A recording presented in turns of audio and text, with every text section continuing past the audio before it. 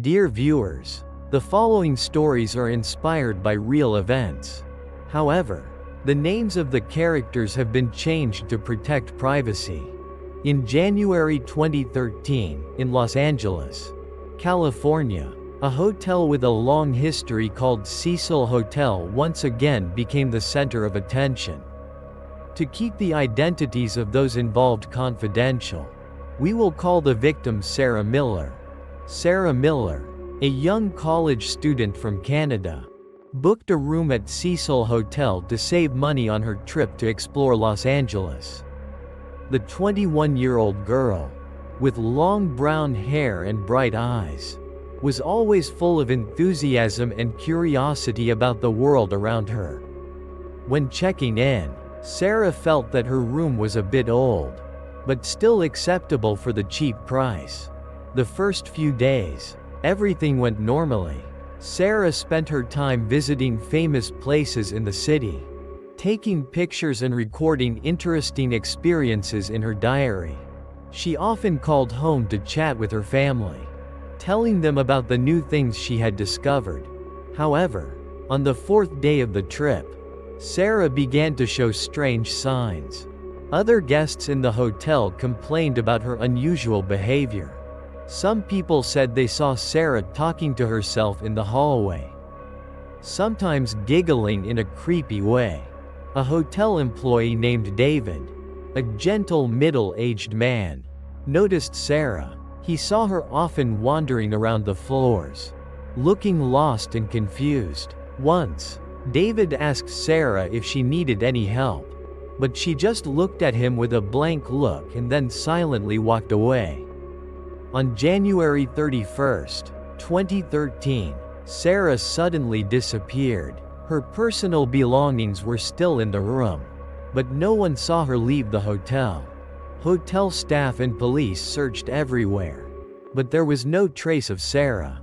Sarah's mysterious disappearance caused a stir in public opinion.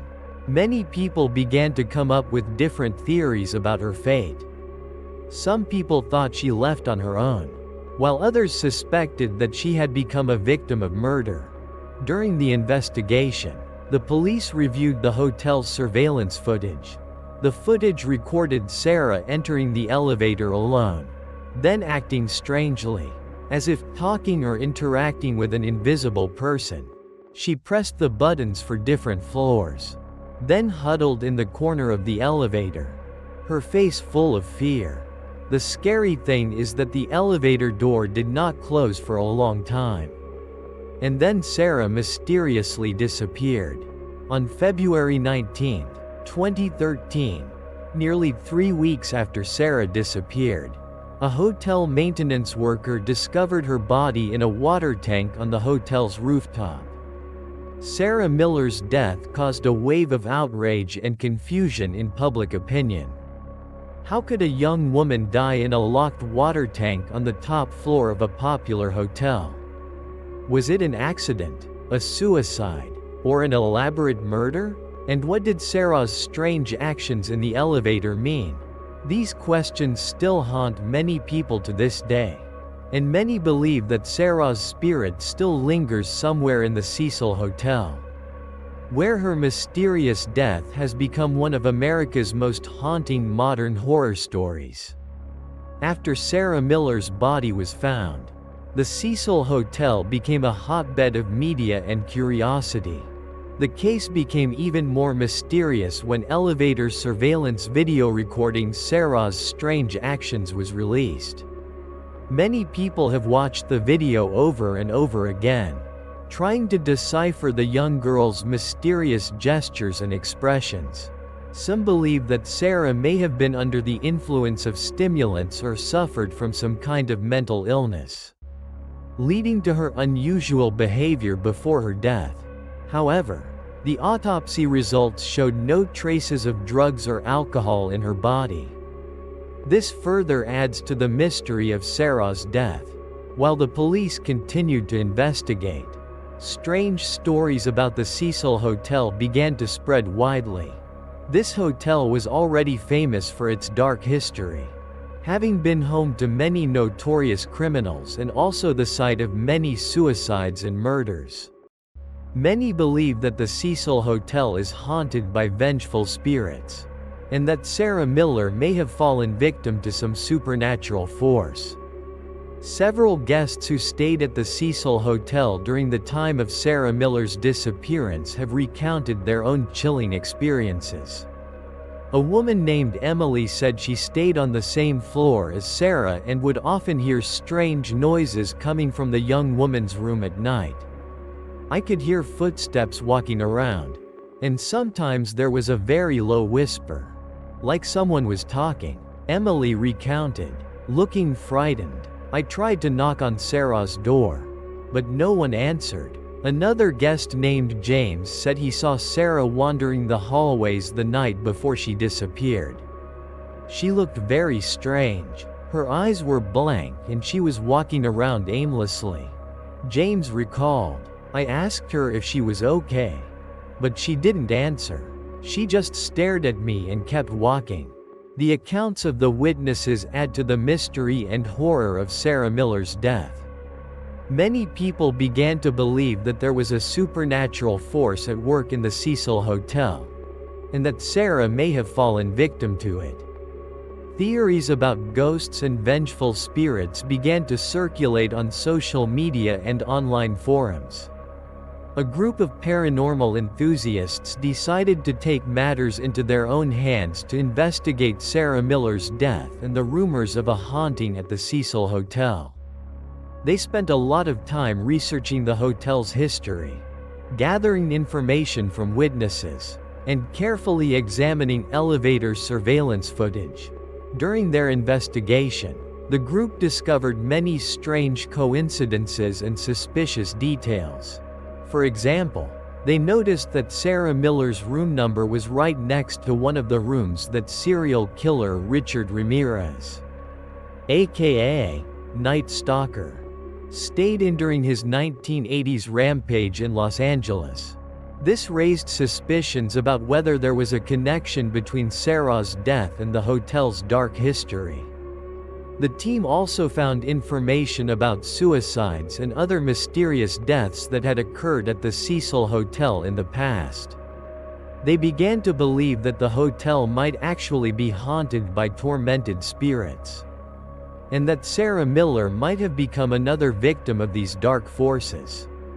As rumors of the Cecil Hotel's hauntings spread, many people visited the hotel in hopes of experiencing the supernatural. Among them was a group of young people who were passionate about exploring the paranormal. They decided to book a room at the hotel for a few nights to verify the creepy stories for themselves. We will call them the Ghost Hunters group. The Ghost Hunters' first night at the Cecil Hotel went quite normally. They were fully equipped with recording devices, video cameras and temperature measuring devices to monitor for unusual signs. They explored all the floors of the hotel, especially the areas that were said to have the most ghostly activities, but did not record anything remarkable. However, on the second night, things began to change. Around 2 a.m., when all the members of the group were sleeping soundly in their rooms, a sudden loud noise rang out from the hallway. It was the sound of the door being slammed, pounding loudly, waking everyone up. What's going on? A member of the group named Mike, a tall guy with dyed blue hair, asked in a worried voice. I don't know. Lisa, a girl with bright red hair, replied, but it sounded scary. The group decided to go out into the hallway to check. When they opened the door, they saw no one there. The hallway was quiet and dark, with only a dim light coming from the end of the hallway. It's probably just the wind. Ben, another member of the group, tried to reassure everyone, but deep down, he felt that something was wrong. As the group stood in the middle of the hallway, a sudden creepy cackle rang out, as if someone was standing right behind them. Everyone turned around, but saw no one. The laughter echoed in the quiet space, sending a chill down everyone's spine. "I don't like this," Sarah, the only remaining female member of the group, whispered, hugging Lisa's arm tightly. "We should go back to the room." The group agreed and quickly returned to their rooms. They locked the door and tried to calm down after what had just happened. But that night, they could not sleep. The strange noises continued to ring out. Sometimes footsteps, sometimes whispers, sometimes the sound of objects falling and breaking. The next morning, the group felt tired and tense. They decided to review the videos and recordings they had made during the night.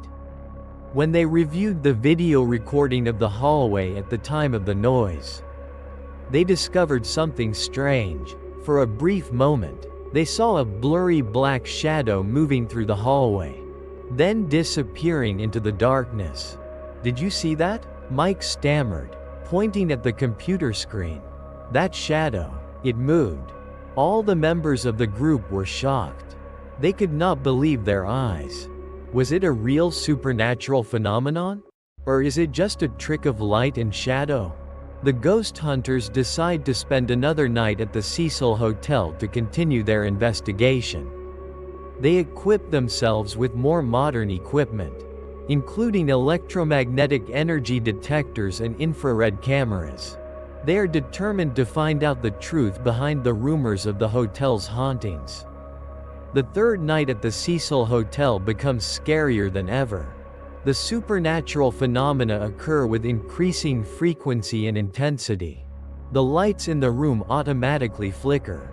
The temperature changes suddenly, and small objects begin to move on their own. The ghost hunters feel as if there is an invisible presence watching and teasing them. The climax is when Sarah is suddenly pushed against the wall by an invisible force, causing her to fall to the floor and become unconscious. The group panics and rushes to help her. When Sarah woke up, she said she saw a shadowy figure with long black hair standing right in front of her, with bloodshot eyes full of hatred. After that terrifying night, the ghost hunters decided to leave the Cecil Hotel immediately. They had collected undeniable evidence of the haunting at this place, and they believed that Sarah Miller's spirit was still wandering in the hotel, perhaps looking for help or venting anger on the living. After the terrifying experiences of the ghost hunters group, the Cecil Hotel became even more famous for its ghost rumors. Many curious people still came here, hoping to witness supernatural phenomena. However, the hotel management tightened security and restricted access to strangers, especially the rooftop area where Sarah Miller's body was discovered. Meanwhile, a freelance journalist named Emily Carter spent a lot of time researching the Sarah Miller case. She didn't believe in ghost stories, but suspected that something dark was hiding. Emily read all the newspaper articles, looked at the videos, and interviewed people involved in the case, including hotel staff and former guests.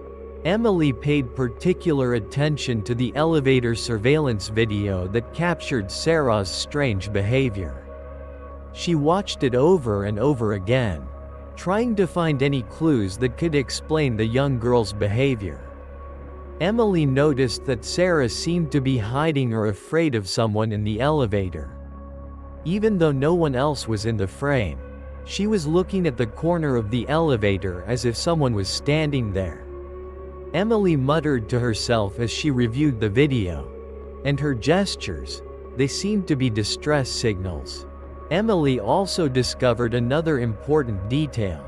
Several witnesses said that in the days before Sarah disappeared, the hotel's water system had some problems. Guests complained of weak and black water. This led Emily to pose a creepy theory. Had Sarah tried to find water in the rooftop tank and accidentally had an accident? To test her theory, Emily found her way to the hotel's rooftop. With the help of a friend who worked in construction, She obtained a detailed map of the hotel and learned the exact location of the water tanks. One night, Emily sneaked into the hotel. She knew it was a dangerous move, but she was determined to find out the truth about Sarah Miller's death. Emily carefully moved through the dark and deserted hallways, trying to avoid the attention of the security guards. Eventually, Emily found her way to the rooftop. When the door to the rooftop opened, a cold wind blew in her face, carrying a musty and fishy smell. Emily shivered, but stepped outside anyway. The dim moonlight illuminated the large rooftop. Emily saw 2 large water tanks located at 2 different corners. She approached one of the tanks, where Sarah Miller's body had been found. Emily looked around carefully, trying to find any trace that could explain the young girl's death. Suddenly, Emily heard a strange noise coming from behind the water tank. She turned around in surprise, her heart pounding in her chest. In the darkness, she saw a tall figure standing silently, staring at her. "Who is it?" Emily asked, stuttering, trying to keep her voice from shaking. The figure did not answer, just standing still like a statue. Emily felt an extreme fear invade her heart. She did not know who that person was, but one thing was certain: his presence made her feel extremely uneasy. Emily hurriedly pulled out her phone, trying to call the police. But as soon as she raised her phone, the figure suddenly rushed towards her at a terrifying speed. Emily let out a terrified scream, and then everything went dark. Emily Carter's terrified scream echoed in the quiet night, then stopped. In the darkness, a cold, rough hand grabbed her wrist, squeezing it so hard that she couldn't breathe. Emily struggled, but her strength was no match for the attacker. She felt heavy, foul breath blowing on her face, and a musty, fishy smell rushed straight into her nose, making her nauseous. "Who are you? Why are you barging in here?" A hoarse, threatening voice rang out in the darkness. Emily tried to see the attacker's face clearly, but the darkness was too thick. She could only vaguely make out a tall, thin figure. I'm just a journalist. I want to find out about Sarah Miller," Emily stammered in response, trying to keep her voice from shaking. "Sarah Miller?" the stranger sneered, the sound echoing in the air. "She got what she deserved. So did you." With that, he pulled Emily toward the water tank. She tried to resist, using all her strength to struggle, but it was useless. His hands were like pincers, squeezing her wrists, causing her to feel numb with pain. As she was pulled closer to the edge of the tank, Emily saw the attacker's face more clearly. It was a man with long, messy black hair, a gaunt face, pale as a corpse. His eyes were bloodshot, shining with cruelty and hatred. Emily was horrified to realize that this was the figure she had seen vaguely in the darkness earlier. Please don't hurt me," Emily begged, tears streaming down her face. "I won't tell anyone about this." The stranger did not reply. He only smirked strangely, then pushed Emily into the water tank. The cold water rushed into her mouth and nose, making her suffocate. Emily tried to get up, but he quickly pressed her head down. In desperation, Emily tried to struggle, scratching at the attacker's hands, but all her efforts were in vain. She felt like her lungs were about to explode, and her consciousness gradually sank into darkness. When Emily woke up, she found herself lying on the cold floor, surrounded by silent darkness. She tried to sit up, but her whole body ached as if someone had beaten her. Emily realized she was still alive, but what was more frightening was she was no longer alone. In the darkness, Emily heard strange noises. There were soft footsteps, soft whispers, and painful moans. She felt an invisible presence surrounding her, watching her every move. Emily tried to crawl out of the rooftop, but just as she reached the door, an invisible force pushed her back.